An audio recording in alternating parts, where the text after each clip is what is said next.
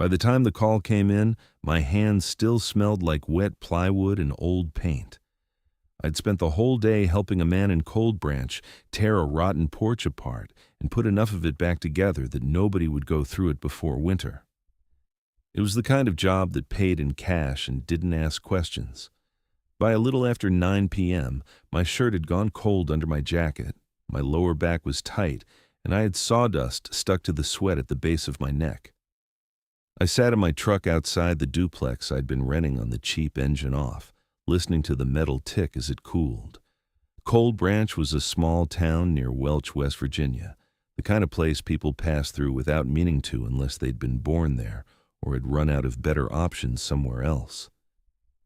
It sat out on the edge of Appalachia where the roads got narrow, the hills got steeper, and cell service started acting like a favor instead of a guarantee. At night, the whole town seemed to pull inward. Porch lights got thinner, storefronts went black early. The dark between houses felt bigger than the houses themselves. I had $43 in my wallet, a little less than that in the bank, and a folded past due notice on the passenger seat. Rent was coming up. The truck needed work. I kept telling myself I could stay ahead of it if I kept taking day jobs, but day jobs had a way of burning you out without changing the numbers much. Before Cold Branch, I'd worked interment support on the outskirts of Charleston, not the front-facing part of the business. I wasn't the man in the suit speaking softly to families. I handled the work behind that, graveside setups, lowering devices, straps, plot alignment, the things that had to go right so nobody had to think about them.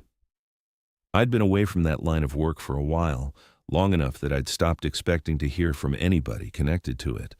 Then my phone lit up with a number I didn't know. I almost let it ring out. Unknown calls that late usually meant bullshit, but I was too broke to ignore anything that might turn into money, so I answered. "Marcus Porter?" the voice said.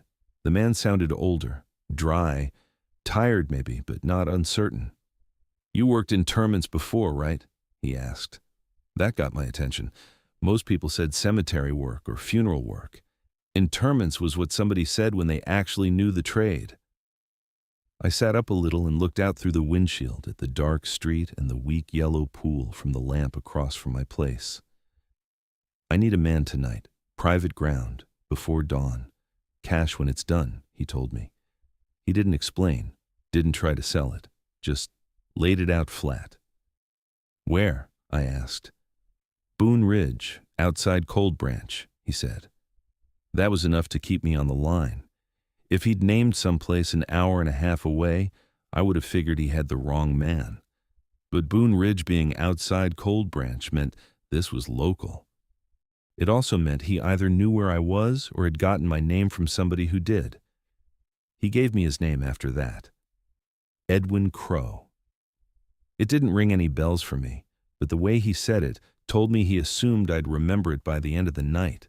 Then he gave me directions in short pieces. Turn off at the old church with the dead floodlight. Stay right where the blacktop narrows. Keep driving after the signal drops. The gate would be open. That was all. I sat there with the phone still in my hand for a few seconds after the call ended. My first thought was that nobody called in a burial crew that late unless something had gone wrong or had to be handled quiet. My second thought was that cash when it's done could cover rent for a little while if the number was decent. I reached behind the seat and pulled out the gear I hadn't touched in months. Work gloves, a heavier jacket, flashlight, my old boots. There was still dried clay packed into the seam around one sole. I'd never gotten all of it off. Outside, the air had that cold Appalachian damp that settled into fabric fast. I changed boots in the parking lot light and rolled my sore shoulder once before getting back behind the wheel. Somewhere down the block, a dog barked, then quit. The rest of Cold Branch stayed still. The farther I drove, the more the town fell away in pieces. First, the last lit porch. Then, the gas station sign. Then, the few scattered houses at the edge of the road. After that, it was just the mountains, tree lines, and long cuts of pavement with no reason to be there except that somebody had forced them through. The signal dropped exactly where Edwin said it would. One bar, then none. I drove with the heater on low and both hands on the wheel. The road kept bending tighter. The woods pressed close enough that my headlights never seemed to reach past them.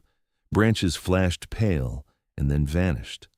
Rock walls rose up on one side, then fell away into black on the other. It didn't feel far in miles, but that didn't matter much in Appalachia after dark. Distance worked different out there. I'd done night work before. I knew the smell of turned soil, the feel of straps going taut, the way cold settled into open ground after midnight. But this didn't feel like the jobs I used to do near Charleston. Those places had floodlights, gravel lanes, room to move. This road felt like it was taking me somewhere older and more private than anything with regular business hours. The gate came up late, a break in brush and trees I might have missed if I'd been going any faster. I turned in and followed a narrow dirt track uphill. Mud pulled at the tires, wet leaves shone in the lights. Then I saw 2 vehicles ahead, and a thin wash of work lamps spread over a fenced patch of ground. Boone Ridge burial ground sat on the slope like somebody had cleared just enough space for the dead and then stopped. Small, crooked, tight, family ground, not public cemetery. The markers were uneven. The fence was old. Trees hung too close over one side. The whole place looked darker than it should have, even with lights on it. I killed the engine and listened to the silence. If there was any place in Appalachia remote enough for a job like this to sound almost normal, Cold Branch had to be near the top of the list.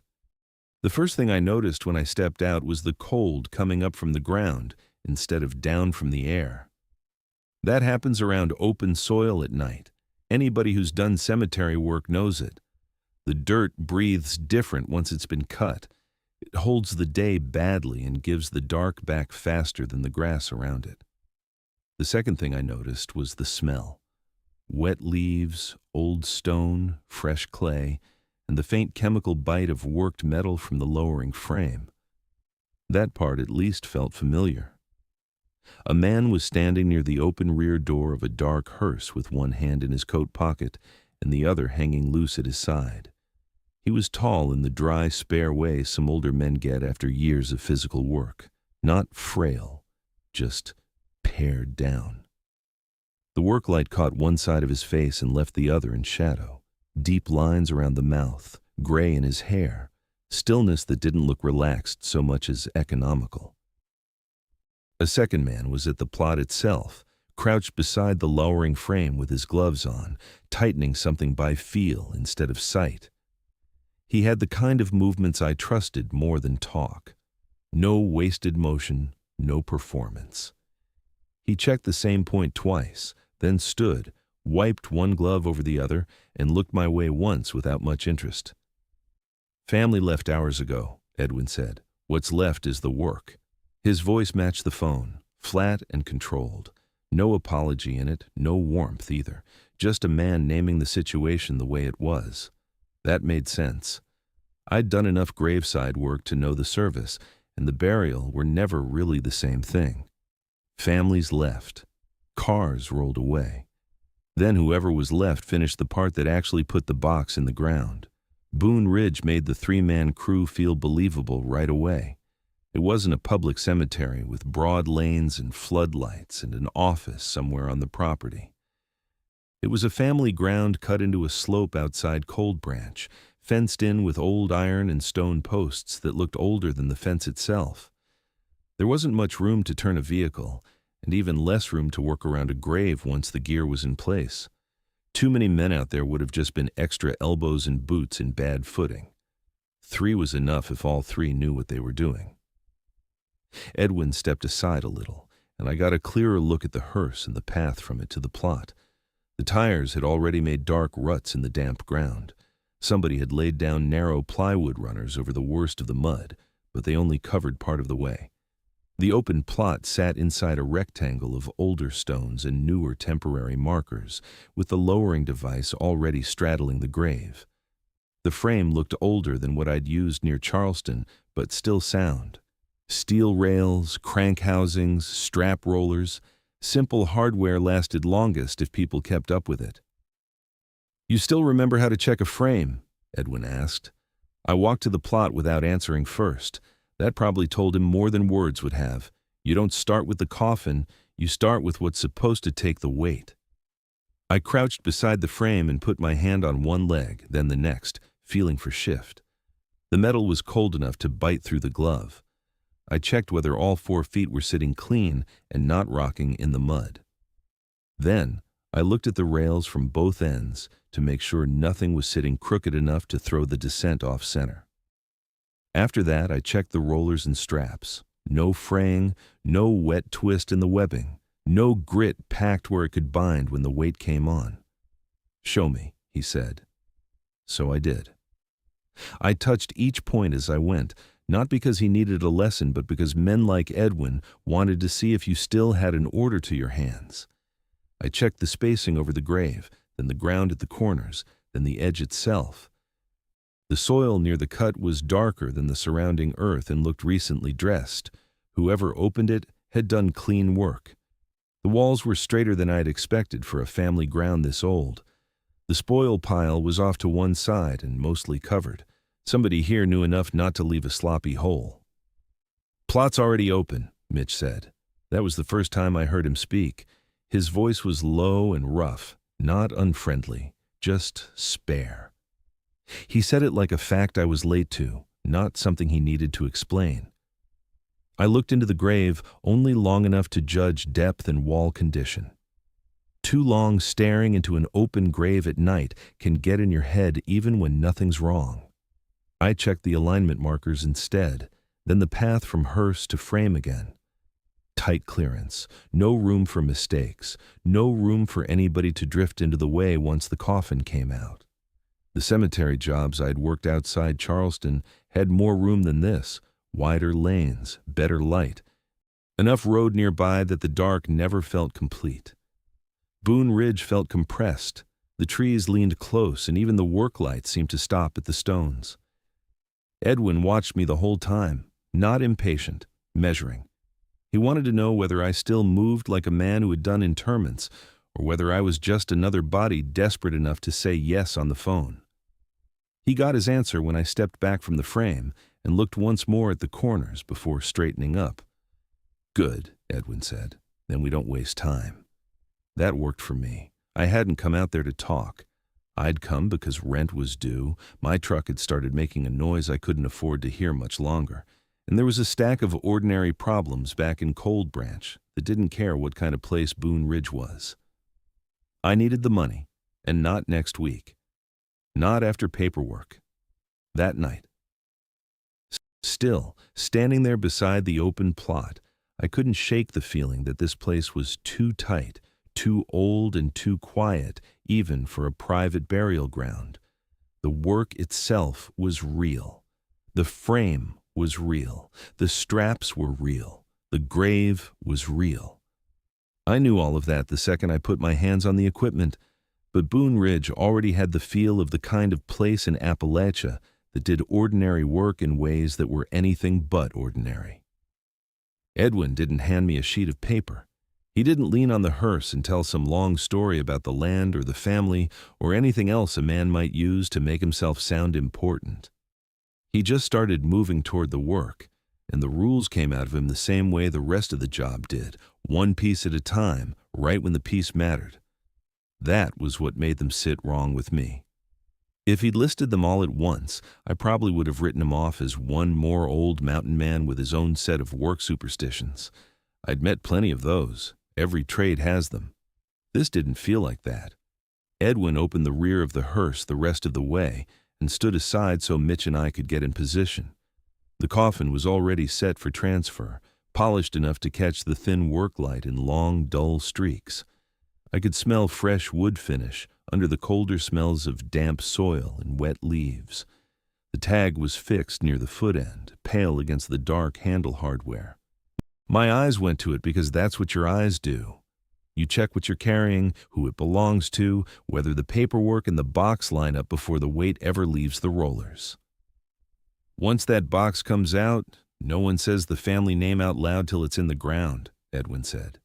He didn't raise his voice, didn't pause for effect, just said it like he was reminding me not to pinch my fingers in the frame. I looked at him, not because I was offended, because it was specific enough to mean something had happened to put it there. He saw the question before I asked it. "Just don't," he told me. That was all I got. Mitch didn't glance up. He adjusted his grip on the side rail inside the hearse and waited for me to take the opposite side. That bothered me more than Edwin's tone did. If Mitch had rolled his eyes or smirked, I could have filed the whole thing under old man rules and kept moving. But he took it the way he would have taken a direction about hand placement or weight count. As procedure. We brought the coffin out slow and level, stepping onto the runners laid over the mud. The weight settled into my hands in a way I remembered before I consciously thought about remembering it. There's a point in that kind of carry where your body falls back into the old pattern by itself. Elbows close, wrists stiff, back straight enough to keep the load from drifting. Watch the feet, watch the edge of whatever light you have. Don't think about how far you've got left while the weight is still moving. The path from the hearse to the plot was shorter than most jobs I'd worked, but narrower too. Tree roots had pushed up under the ground in places, just enough to make the boards shift a fraction when your boot hit them wrong. The work lights threw hard shadows off the markers, making every row look tighter than it was. Boone Ridge had that pressed-in feel again, like the whole little cemetery had been forced into a piece of land that never really wanted it. We set the coffin onto the frame supports without incident. Metal clicked softly under the new weight. The straps lay clean under the base, one at each end where they needed to be. Edwin stepped closer and looked at the corners of the grave, not the coffin.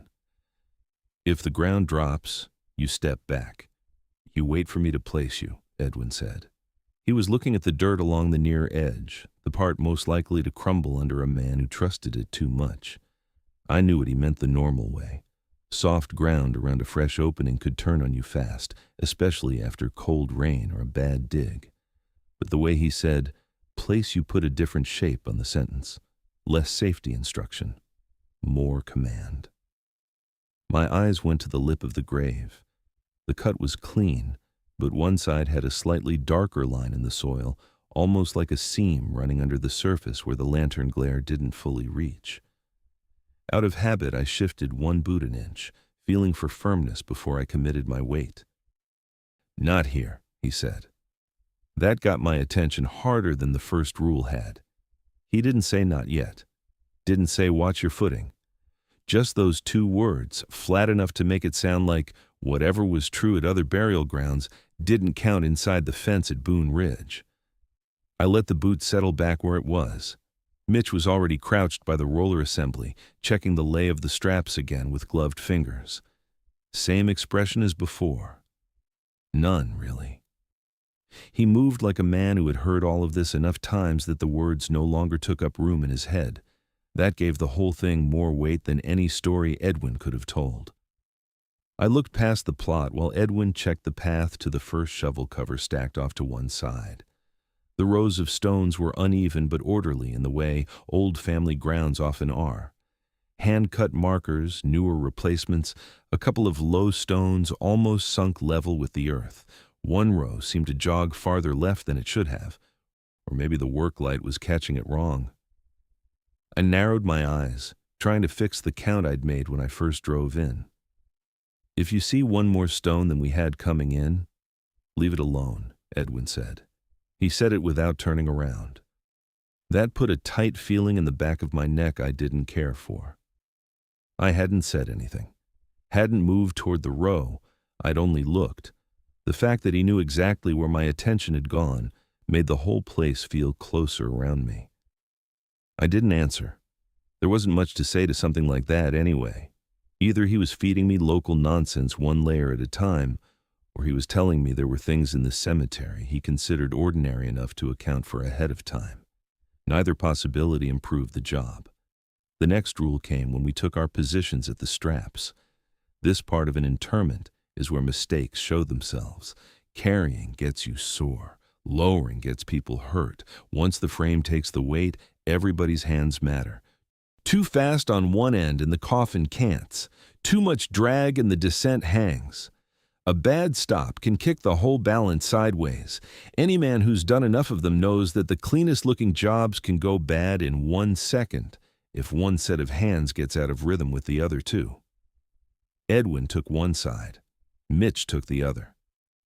I stepped into position where Edwin pointed, close enough to the near edge that I could smell the cooler air rising out of the grave itself.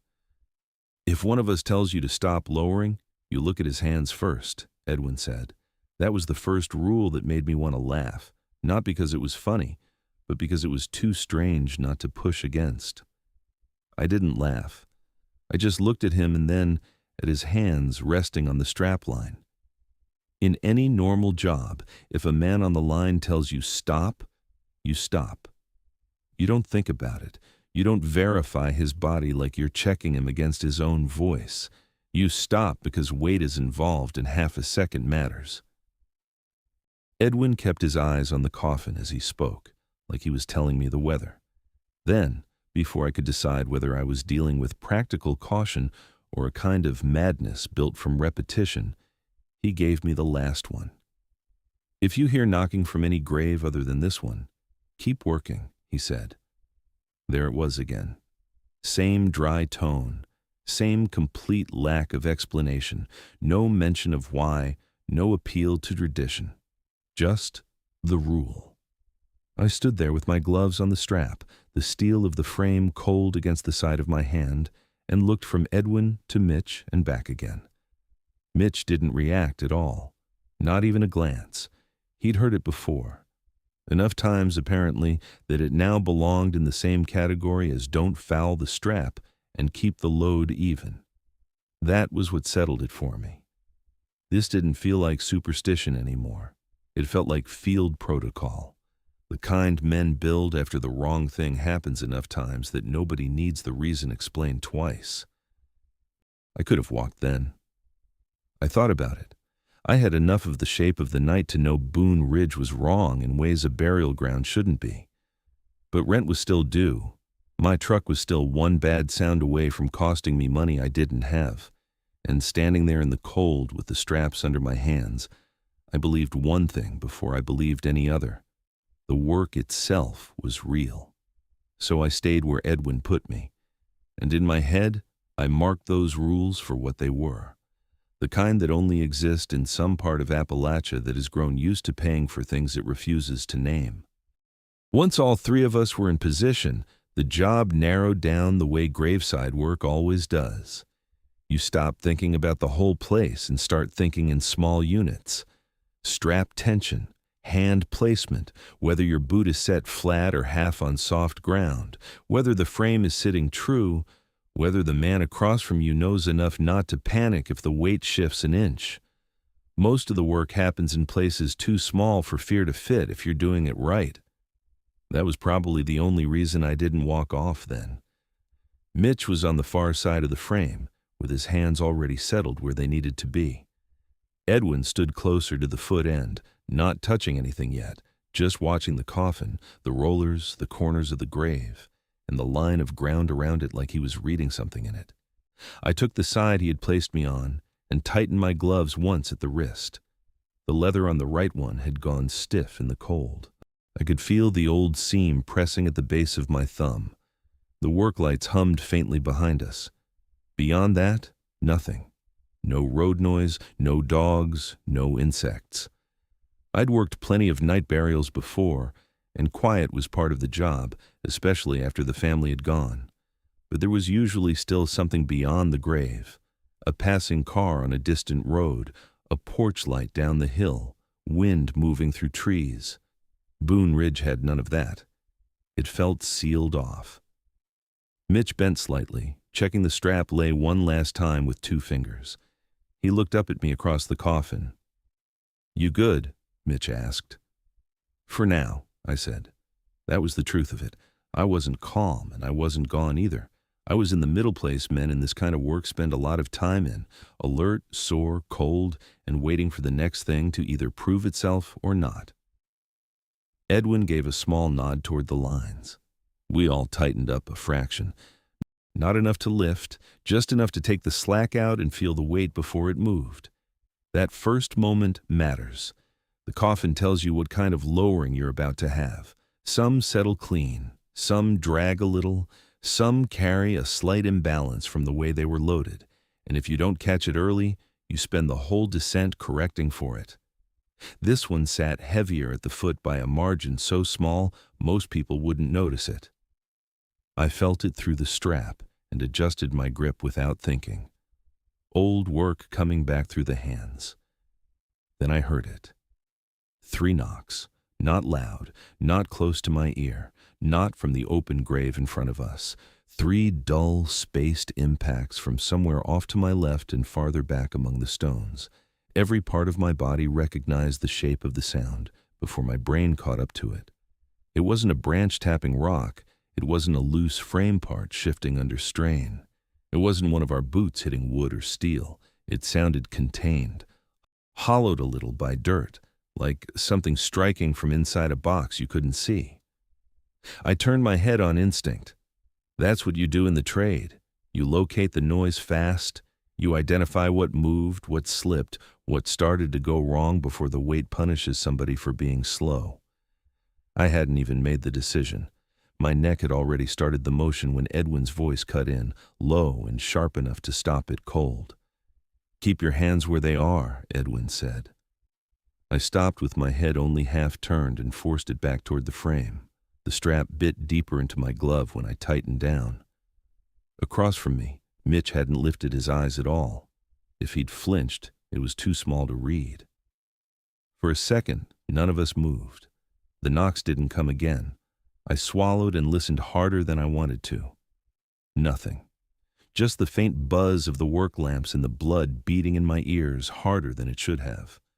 "I heard that," I told him. "I know," he said. His voice didn't rise, didn't shake. He said it the way a man says he knows rain is coming because he can smell it before it hits. That landed worse than if he'd tried to calm me down. I tried to make the sound fit something ordinary. Animal under a low marker. Settling earth. Water moving under old roots. Boone Ridge was old enough and damp enough that any number of small, real things could have made a strange noise in the dark. Once your mind gets pointed wrong, it'll do half the work for you. "Animal?" I asked. Edwin's eyes stayed on the coffin. "No," Edwin said. "That was all. No story. No warning added on. No let's keep moving before it happens again. Just no." I looked at Mitch. He was still on the line, expression blank, shoulders set. If he'd heard the same thing I had and was choosing to act like he hadn't, that meant more to me than Edwin's answer did. Men don't fake calm in the middle of weighted work unless they've already decided panic is a luxury. We started again. Not the full lowering yet. Just the small adjustments before it. Final placement, strap check. Making sure the coffin was centered over the opening and not sitting a hair too far on one side. The frame gave a slight cold click when Mitch touched the roller housing.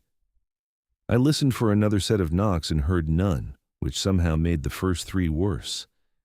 Repeated sounds can be tracked. One clean set, then silence, leaves too many places for the mind to go.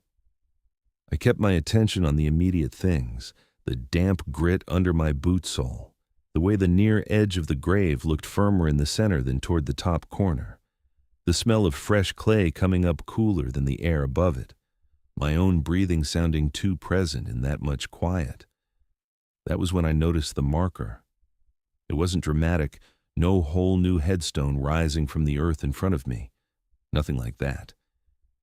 It was just a shape in the second row beyond Mitch's shoulder that I didn't remember accounting for when I'd first stepped out of the truck. Narrow, pale, not tall, but upright enough to catch the lamp wash. I kept my eyes on it only a second. The problem with old family grounds is that they don't line up clean the way newer cemeteries do. Rows drift, stones sink, half the markers lean from old freezes and soft spring ground. I knew that. I told myself that, but I also knew I'd counted the nearest line when I came in because that's something I do without thinking when I work in a tight graveyard. You map the obstacles. You clock the crooked stones. You note what could catch a cuff scrape a handle, or trip a heel if the ground gets slick. I didn't remember that one. Then again, maybe I only thought I didn't. Work lights throw hard edges and bad depth. Shadows move when somebody shifts half a foot. You can invent a new angle and swear it wasn't there before. I made myself look back at the coffin and nowhere else. That was harder than it should have been. Once something gets into your count, it stays there. You feel it like a tooth you keep touching with your tongue. Not because it hurts, because you need to know whether it changed while you weren't looking. My left boot settled a fraction deeper into the ground, not enough to call a shift, just enough to make me aware all over again of how little room Boone Ridge allowed for bad footing or divided attention. I adjusted carefully without dragging the sole. Across from me, Mitch breathed out through his nose and reset his grip by less than an inch. No one said anything else. We stood there with the coffin waiting, the open grave under the frame, the dark rows around us, and that one extra shape lodged in the back of my head like a splinter. I'd heard the rule. I'd followed it, mostly because Edwin's tone had left no room not to. But standing there in the cold with my hands on the line, I understood something I hadn't let myself fully accept when he first said it.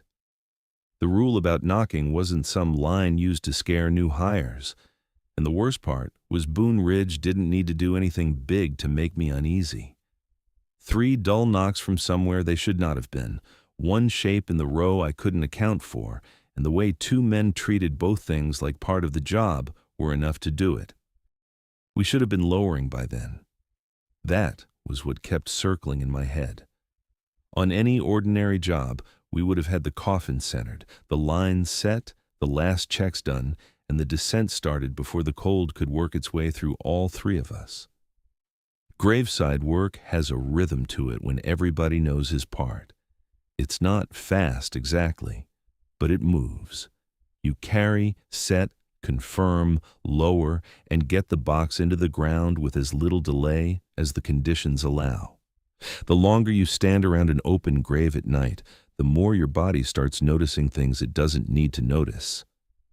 At Boone Ridge, the whole job seemed to resist being moved from one step to the next, not openly, nothing dramatic, just small drags in the rhythm, a hesitation in the ground, a count that wouldn't stay fixed in my head, the kind of friction that makes a routine task start to feel like work being done inside somebody else's rules. Edwin gave us the signal to take the slack again. Mitch and I shifted our grips. The coffin stayed level over the frame, dark finish catching the lamp glow along the edges. My gloves had already gone cold where the leather met the strap.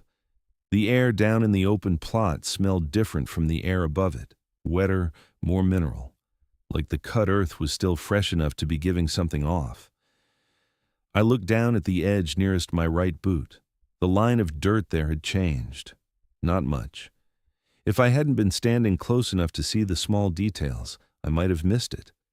The near lip of the grave had settled a fraction inward, no more than half an inch maybe, just enough for a thin crack to form where packed soil met looser earth. It ran in a short, uneven line toward the corner post of the frame and stopped. That could happen. Fresh ground settles, moisture moves, weight on nearby boards transfers badly. None of that would have surprised me anywhere else. What bothered me was the timing. Nothing had shifted while we were carrying. Nothing had shifted when we first set the coffin in place. The ground waited until all 3 of us were where we needed to be and the work was about to move into the lowering. My boot moved before I thought it through. Old habit. You touch the edge lightly with the toe, feel whether the soil gives more than it should, and make a decision from there. I caught myself halfway into it. The rule hit me just before the leather did. If the ground around the open plot sinks before we lower the coffin, step back from the edge and wait for me to tell you where to stand. Do not test the soil with your boot. The stop wasn't graceful. My foot hesitated, half set, and that hesitation was enough for Edwin to see exactly what I'd almost done. Back, Edwin said. I stepped away from the edge at once, more because of the tone than the word. His voice came flat and quick, the way a man speaks when he doesn't have room for argument. He pointed to a spot farther left and slightly behind, where I'd been standing. Not much farther. 2 feet, maybe 2.5. In any normal burial, that little a change in footing wouldn't matter unless the lip was about to collapse. Stand there. Not 1 inch left of it. I looked at the place he meant, then at the ground I'd just left. It looked no better and no worse than the rest of the narrow strip we had to work with. Damp earth, short grass, a little sink where the cut line had drawn moisture. Nothing I hadn't seen before. "It's not that soft," I said. Edwin never looked away from the grave. "I didn't say soft," Edwin said. That sat between us for a second, with the kind of weight a longer explanation would have ruined. I moved where he wanted me and set my boots carefully. The new position changed the angle on the strap just enough that I had to reset my grip. My shoulder noticed it right away, a small strain pulling more across the back than down through the arm. Not ideal, but workable. I rolled the tension through once and made peace with it. Across from me, Mitch had gone still again, not frozen, just concentrated. He glanced down at the tag near the foot end of the coffin, maybe checking orientation, maybe something else. His mouth moved before the word fully came out. "Boone," Mitch started. "Don't," Edwin said. Mitch shut his mouth so fast it was like he'd never opened it. I felt the back of my neck tighten. There are things men do on the job that become automatic without turning strange. Don't break a strap line with your wrist bent. Don't leave the frame unseated on bad ground. Don't walk behind a vehicle backing up in the dark. But the way Mitch stopped there wasn't habit. It was correction with fear somewhere inside it, small and controlled and old enough to be practiced. Nobody said the family name after that. Nobody needed to. We made another small adjustment to the coffin's position. Edwin checked the frame corners again. Mitch bent to inspect one roller housing, then stood. The work light over the far side buzzed and flickered for one brief second before steadying. The little shift in brightness changed the cemetery around us just enough to throw everything off. I looked past Mitch's shoulder and found the marker again, the pale one. It was clearer now. Still not big. Still not enough to qualify as impossible on sight alone. But it sat where I would have sworn there had only been low stones before, and its angle was wrong relative to the row ahead of it. Not crooked, not sunken. Wrong. Like the line of graves behind the plot had drifted a little while I was keeping my eyes on the work. I didn't want to stare. Staring was how you let bad details root themselves. But once the count breaks in your head, you can't help checking. I counted the nearest row without moving my lips. 1 low stone, 2 taller markers, a gap, then the pale one. That gap hadn't been there before. Or maybe the pale stone had filled it and made me think the order had changed. I couldn't fix it clean enough to trust myself. "There's another one," I said. Edwin didn't turn. "Then leave it there," Edwin said. The answer irritated me more than it helped. "Leave it there." As if that settled anything. As if seeing an extra marker in a family ground at nearly 10 p.m. was something a man ought to fold into the job the same way he'd fold in bad weather or cheap equipment. But I did leave it there, because the part of me that wanted to walk over and check was the exact part of me Edwin had already shown he expected. We took the lines again. By then I was splitting my attention in ways I knew better than to trust. Part of me stayed on the work. Footing, strap tension, balance. The rest kept drifting to the row count, the silence past the fence, and the dark under the trees that no longer looked right. The knocking came back before we lowered, not the same as before. The first set had been 3 spaced impacts farther off to my left. This time it was 2 close knocks, then one after a pause, and it came from nearer the back row, maybe 10 yards away at most. Closer, sharper too. Not louder, just less buried by distance. Enough that I felt the sound in the strap before I was sure I'd heard it with my ears.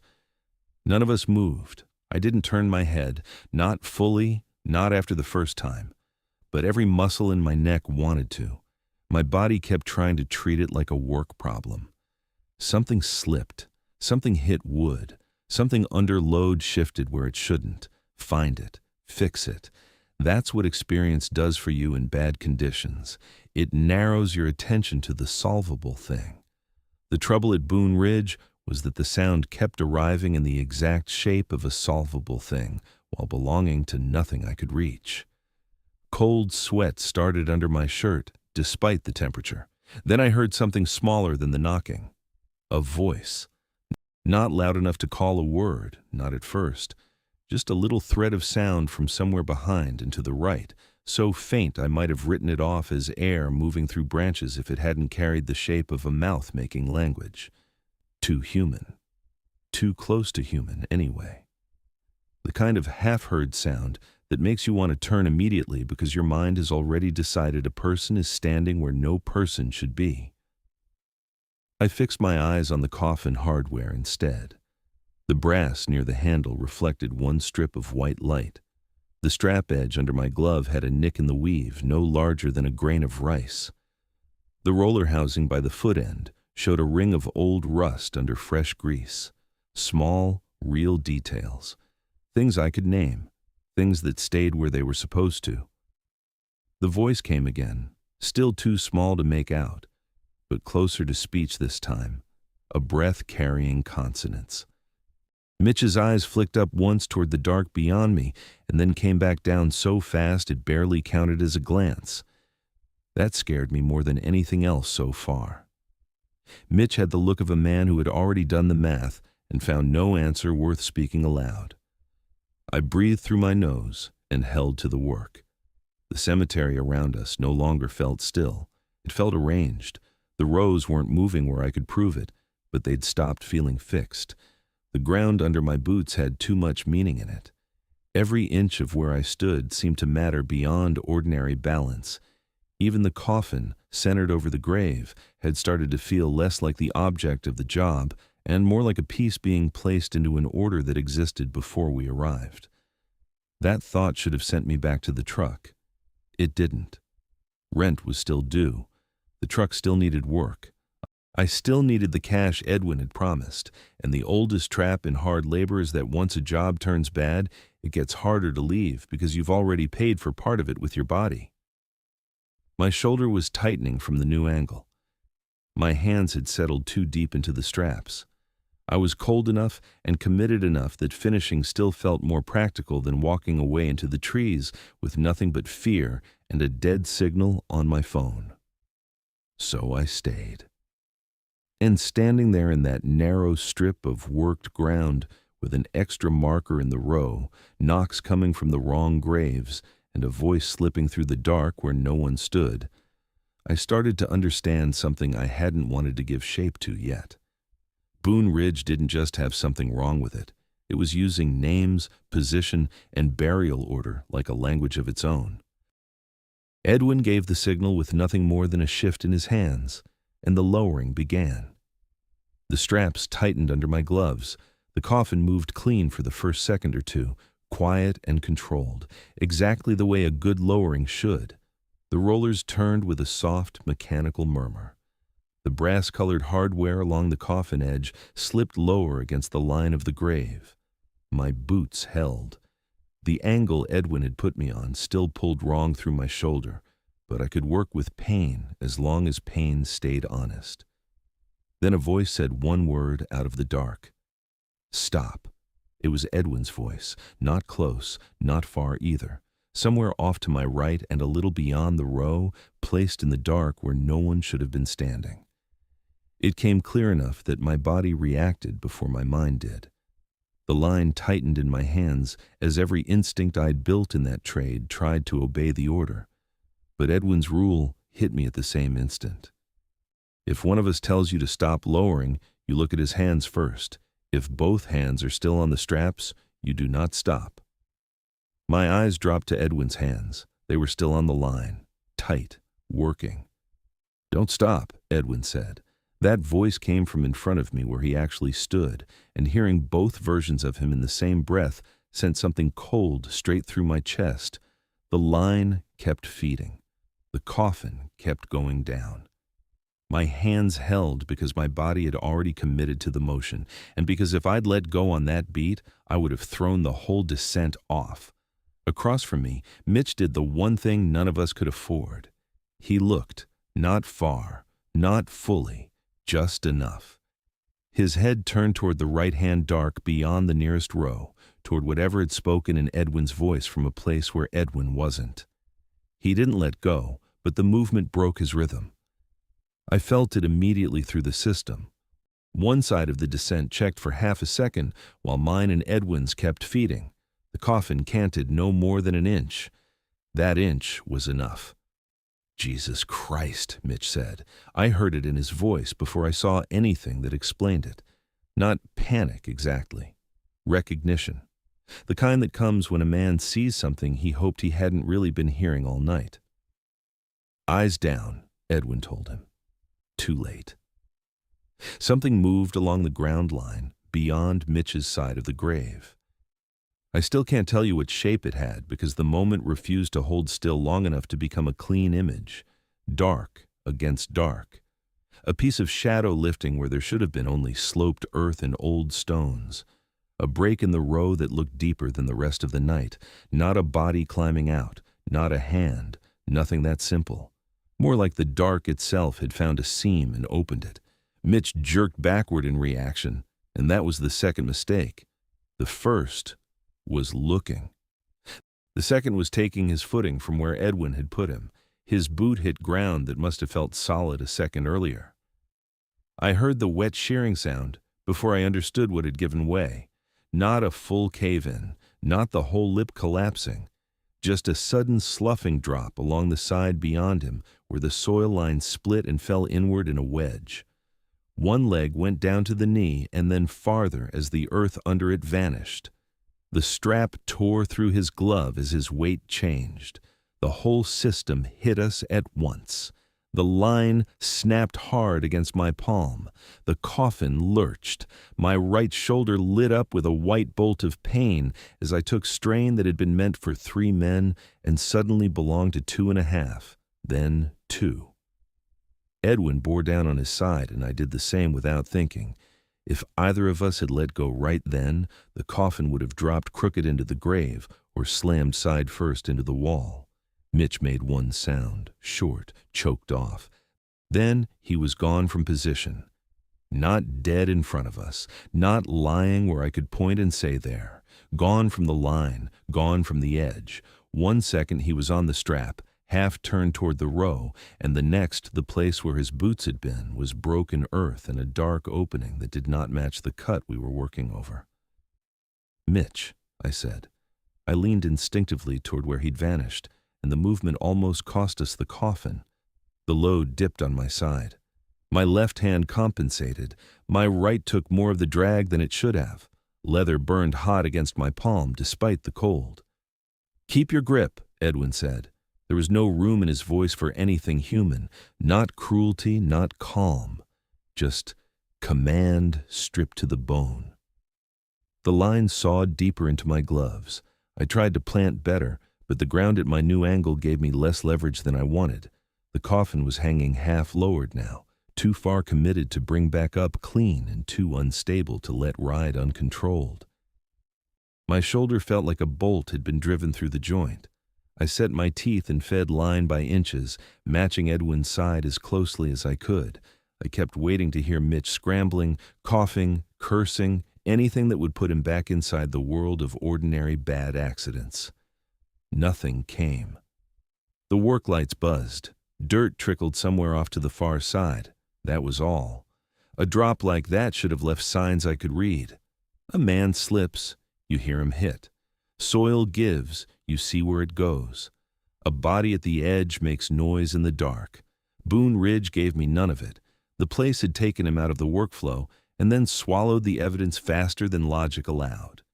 We kept lowering. There was no choice left in it. The straps moved under our hands with the slow, grinding inevitability of a machine that had decided what it needed from us. My forearms shook with the effort of controlling the extra drag. Every inch of descent sent pain through my shoulder. I could feel one seam in the right glove splitting under the pressure at the base of my thumb. The voice came again, not Edwin's this time. Low, close to my left ear and yet not near me at all. A breath carrying something that almost shaped my name. I didn't look. The extra marker beyond the row seemed closer now when I caught it with the edge of my vision, though that had to be impossible. The row itself looked bent, not physically, but in the way space around it had started behaving. Depth gone wrong. Distances folding inward. Every grave outside the one we were using felt less like a boundary and more like a place waiting for permission. The knocking returned. Not 3 evenly spaced impacts like before. This time it came in a broken pattern from 2 different places, one hollow knock from somewhere off to the left, 2 quicker strikes from behind the far row, then silence.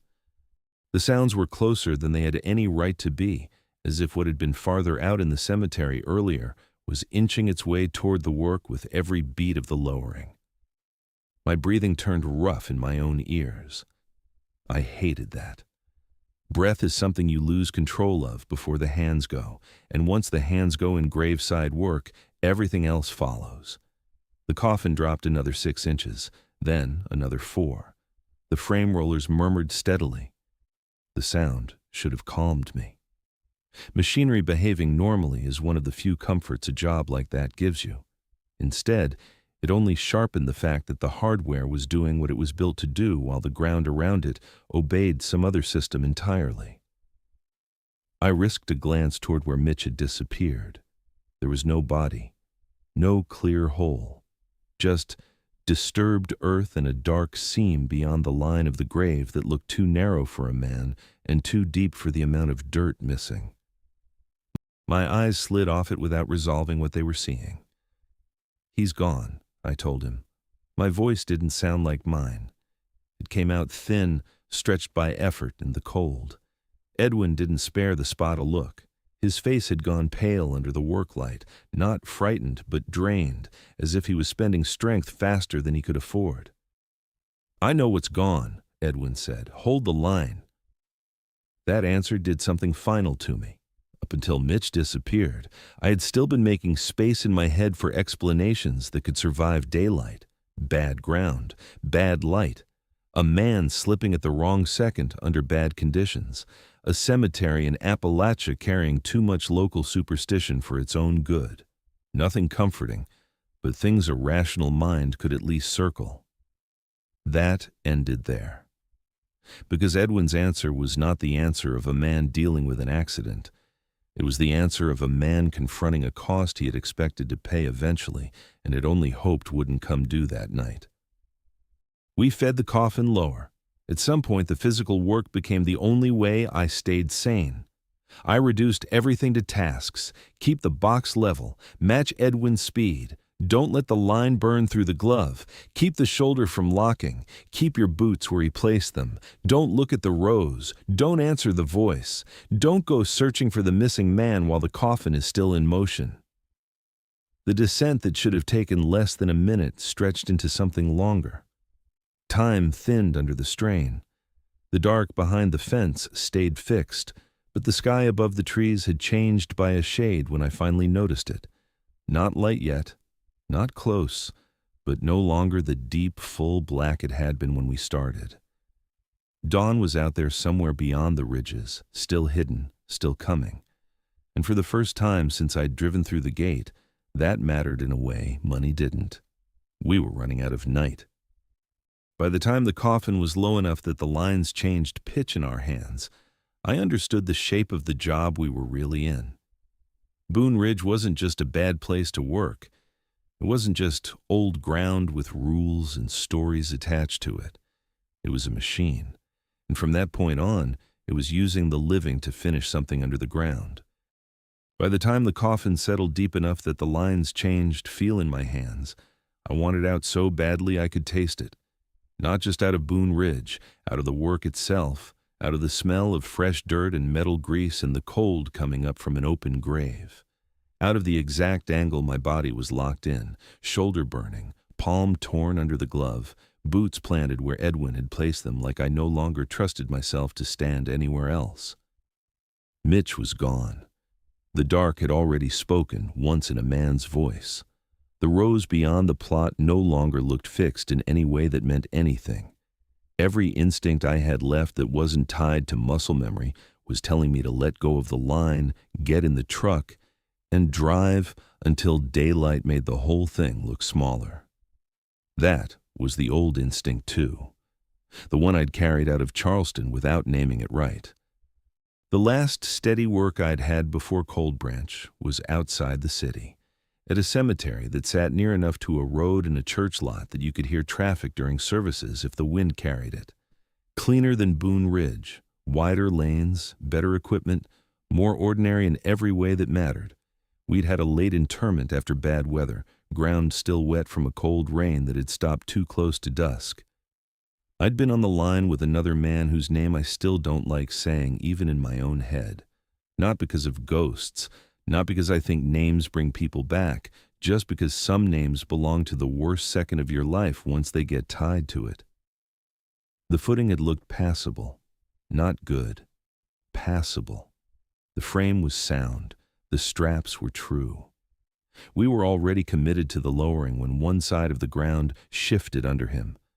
It wasn't a full collapse, it wasn't dramatic, that was the worst part of it. Most real accidents don't announce themselves with thunder.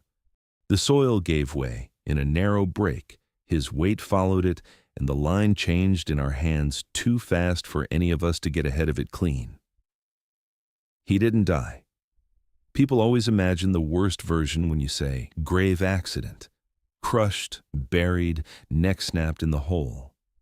It wasn't like that. He hit the edge wrong and went down hard enough to wreck his leg and shoulder and put him in the hospital for a while. That should have made it easier to live with. It didn't. I was the one who had checked the setup. I was the one whose name ended up in the report under final frame confirmation. Not blame exactly, not written that way, but there.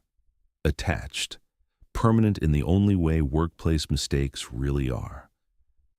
I left not long after. I told people I needed a change, better rent, different work, fewer miles, any line that sounded ordinary enough to close a conversation. What I didn't say was that I'd gotten tired of seeing open graves before they were filled. Tired of hearing the sound a load makes when one side loses confidence in the ground.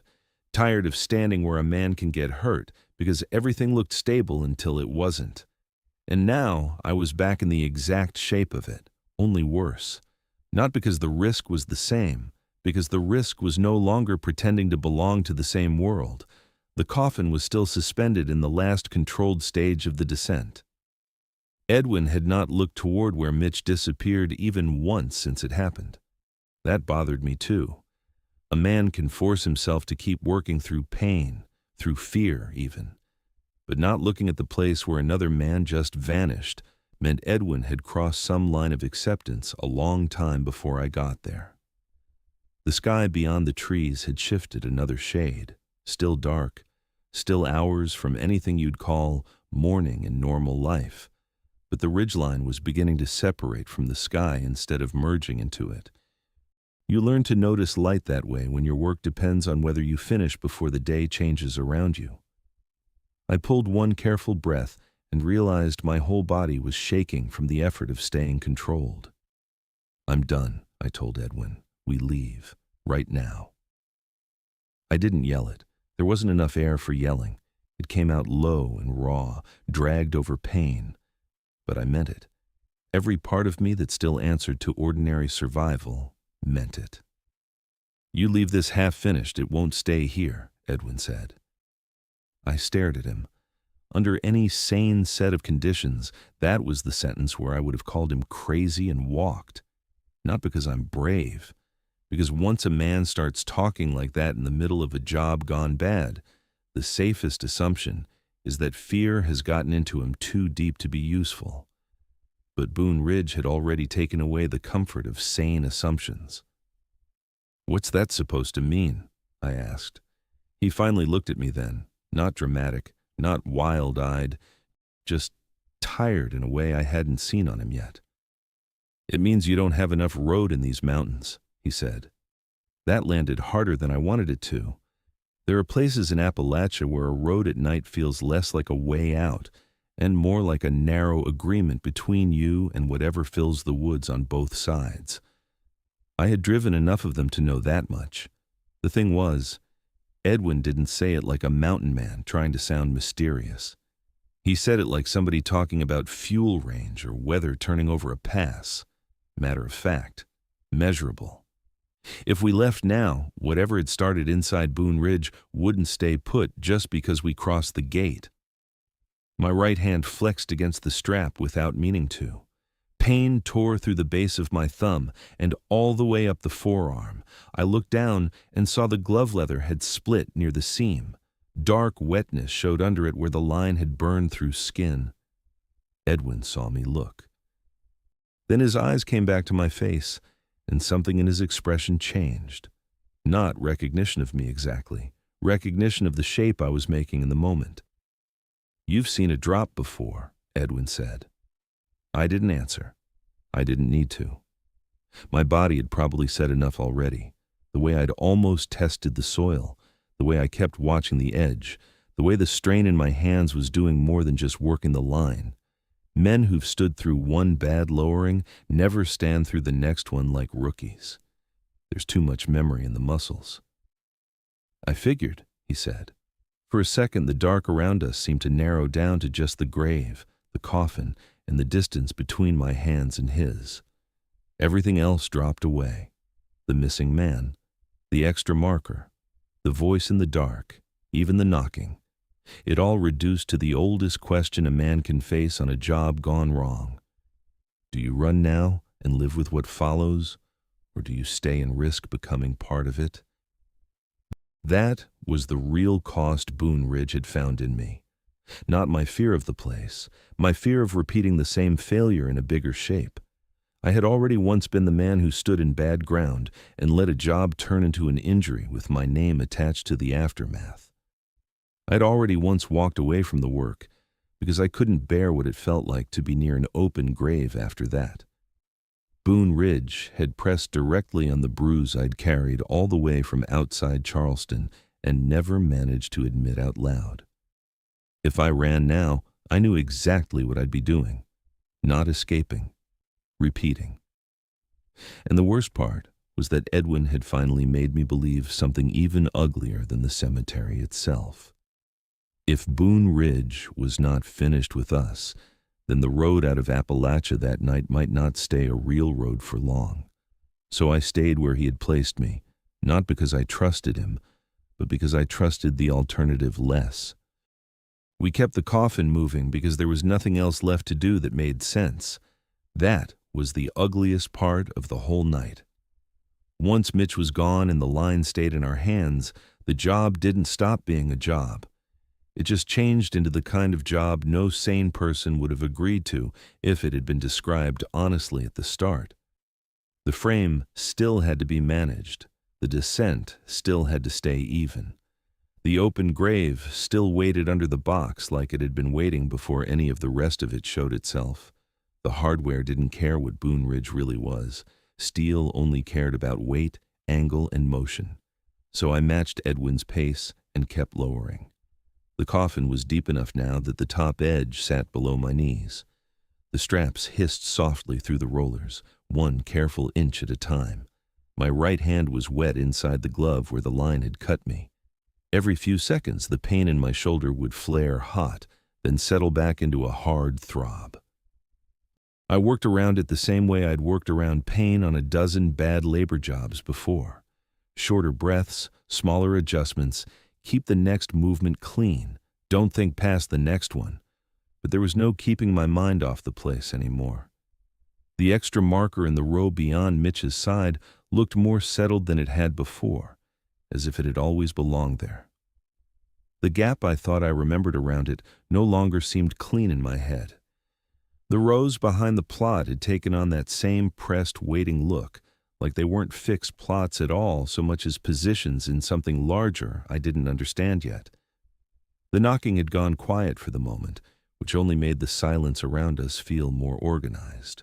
Not empty, arranged. I looked at Edwin's face in the work light.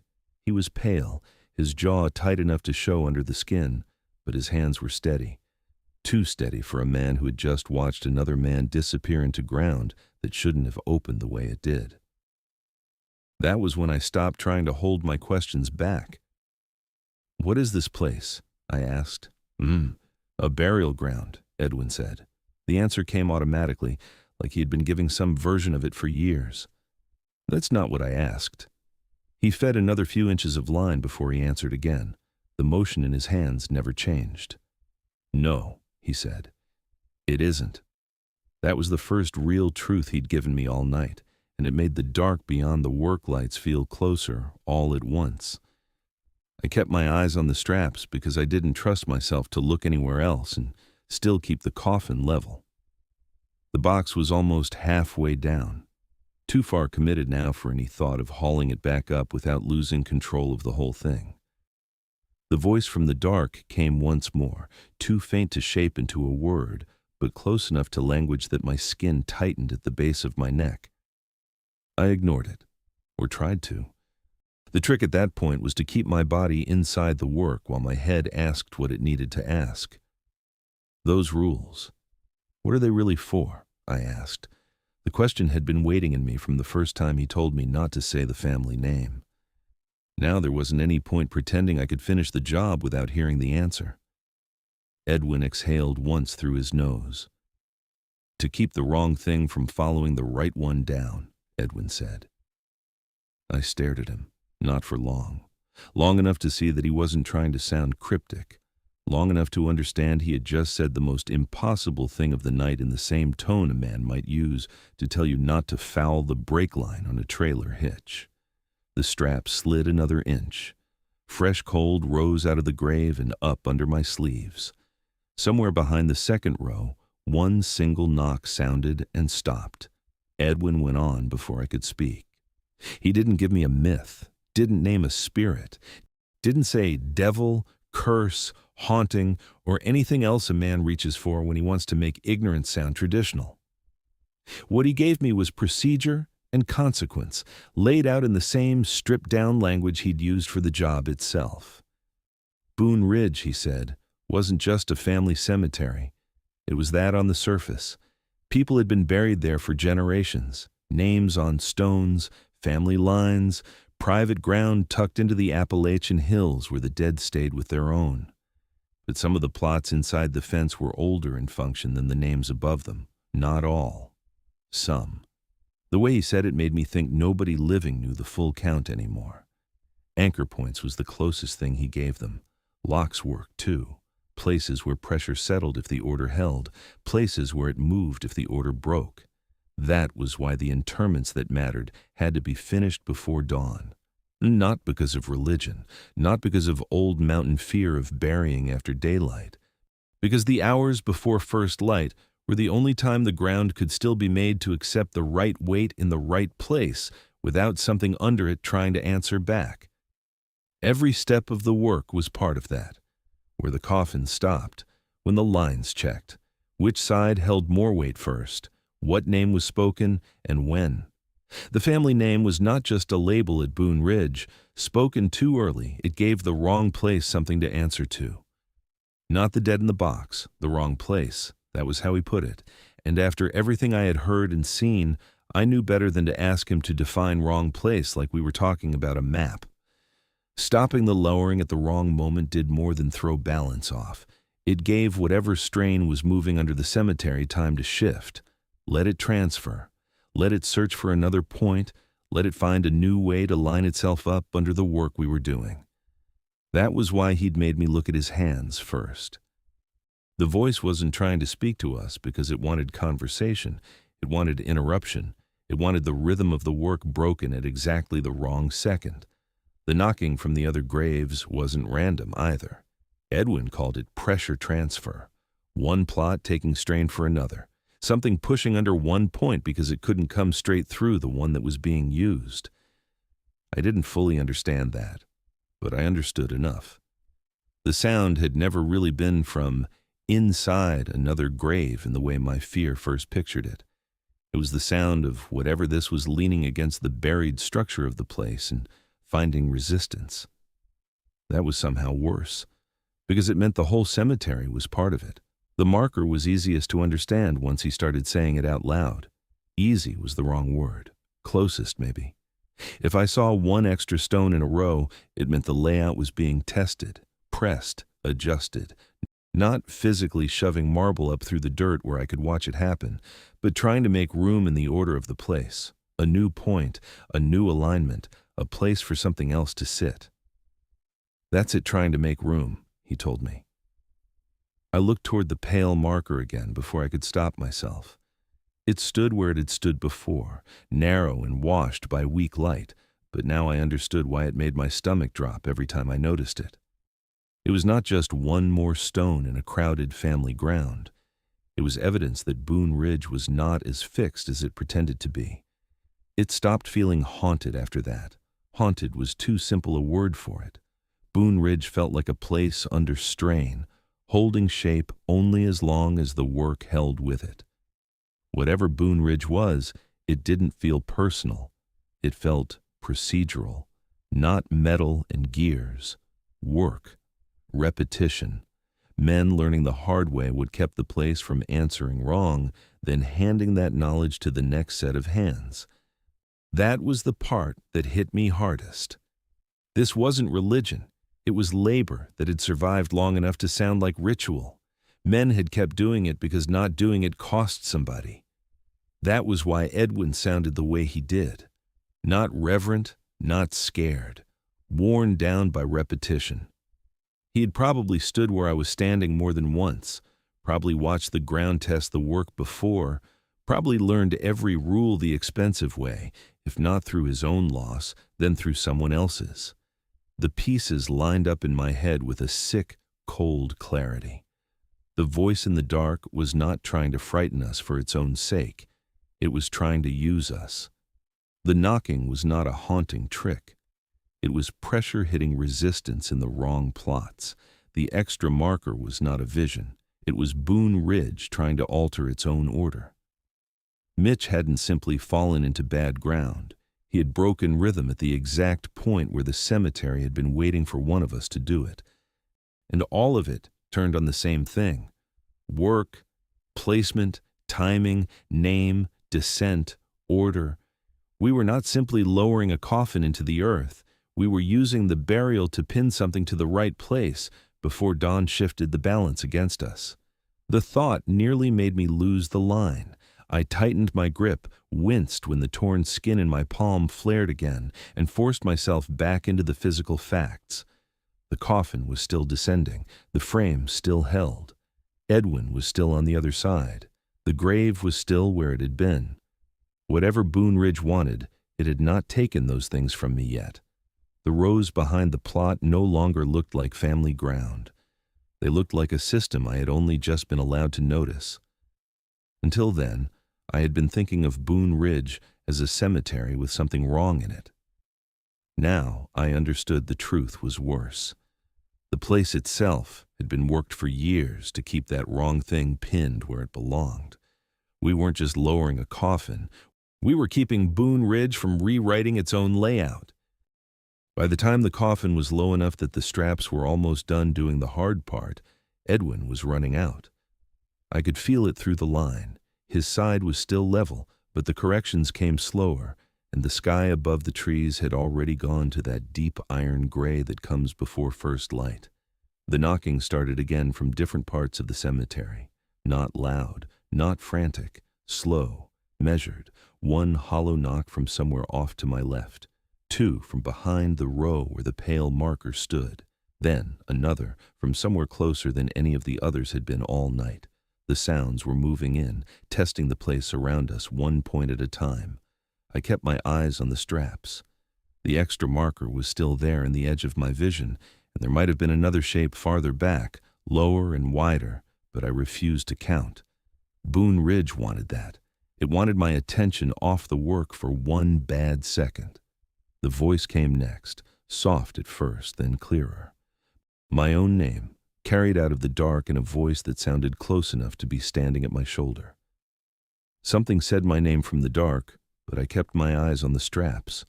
The coffin dropped another inch. My right hand felt raw under the torn glove. My shoulder had gone beyond pain into the kind of numb weakness that tells you an arm is about to stop being useful. I worked around both because there was nothing else left to do. When labor gets bad enough, your world shrinks to exact movements. 1 inch, 1 breath, 1 correction, then the next. Edwin swayed once, not much. The kind of shift a tired man might hide on any other job. This was not any other job. "Finish it," Edwin said. The coffin was nearly seated.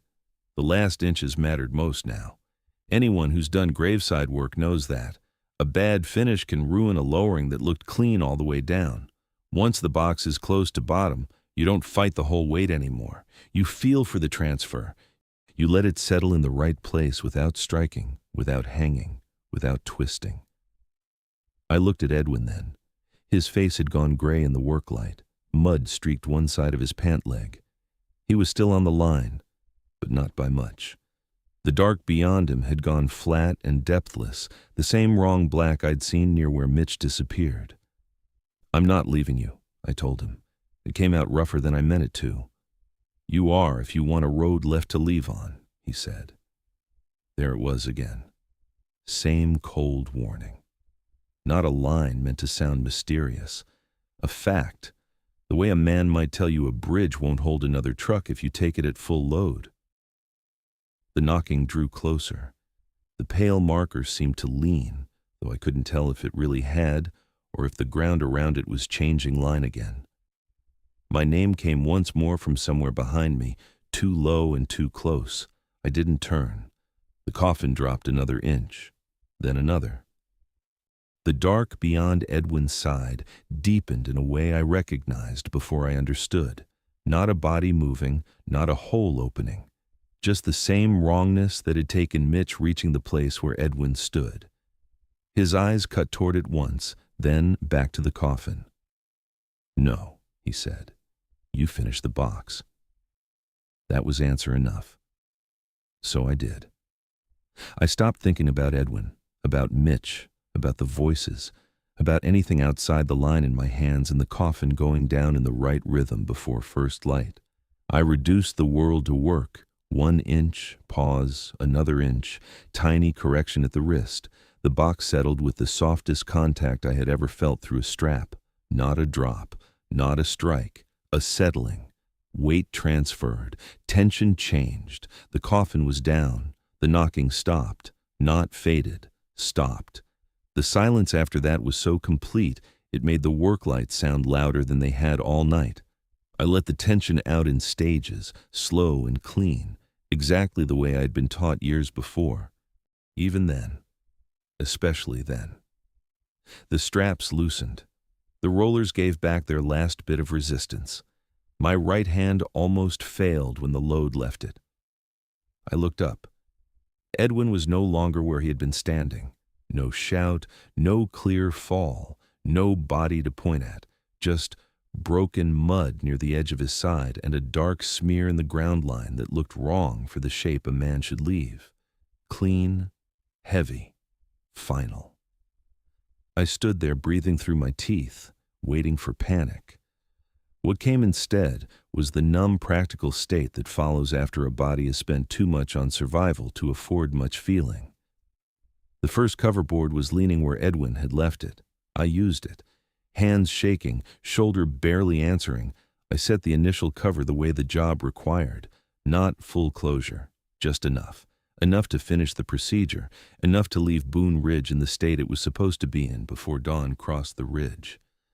By then the eastern sky had gone a weak cold gray. I found the envelope in Edwin's truck, tucked dry under the visor with my name on it in careful block letters. Inside was cash, folded clean, counted already, enough to matter. That disturbed me almost as much as the rest of it. The money made the night feel more like a job, not less.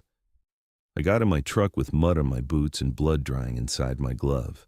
The engine started on the second try. I backed down the dirt track one-handed for part of it because my shoulder was close to useless by then. and I did not look back at Boone Ridge. I left Cold Branch not long after that. A few weeks later, I was outside Bluefield on a utility job, standing near a deep trench cut for a new line just before dawn when I heard it again. 3 slow knocks from under the dirt.